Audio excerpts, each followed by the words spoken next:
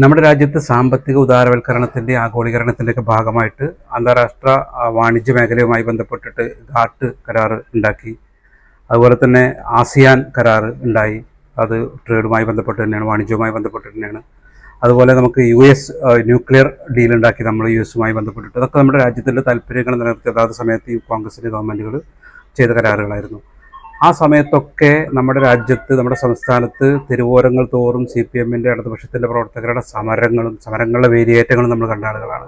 എന്നാൽ ഇപ്പോൾ അമേരിക്കയുമായി ബന്ധപ്പെട്ടിട്ട് ഇന്ത്യ രാജ്യം, നരേന്ദ്രമോദി സർക്കാർ ഒരു വ്യാപാര ധാരണയിലെത്തിയിരിക്കുകയാണ്. അതുപ്രകാരം അമേരിക്ക തീരുമാനിക്കും ഇന്ത്യ എവിടെ നിന്ന് എണ്ണ വാങ്ങിക്കണം, എവിടെ നിന്ന് എന്ത് വാങ്ങിക്കണം, എപ്പോൾ വാങ്ങിക്കണം, എത്ര കാലത്തേക്ക് വാങ്ങിക്കണം എന്നൊക്കെ അമേരിക്ക തീരുമാനിക്കുന്ന അത്രയും നാണം കെട്ടൊരവസ്ഥയിൽ നമ്മുടെ രാജ്യം നിൽക്കുമ്പോൾ, രാജ്യത്തിൻ്റെ എല്ലാ താല്പര്യങ്ങളും ബലി കഴിപ്പിച്ചുകൊണ്ടൊരു സാഹചര്യത്തിൽ നിൽക്കുന്ന സമയത്ത് എവിടെയെങ്കിലും ഒരു സമരം നിങ്ങൾക്ക് CPM-ന് കാണിച്ചു തരാൻ കഴിയുമോ? എവിടെയെങ്കിലും ഒരു സമരം ഏതെങ്കിലും ഇടതുപക്ഷ പ്രസ്ഥാനത്തിൽ നമുക്ക് കാണിച്ചു തരാൻ കഴിയുമോ? കഴിയില്ല. അതിൻ്റെ പേരാണ് ഇന്നത്തെ ആധുനിക കാലത്തെ പിണറായി കാലത്തെ ഇടതുപക്ഷം.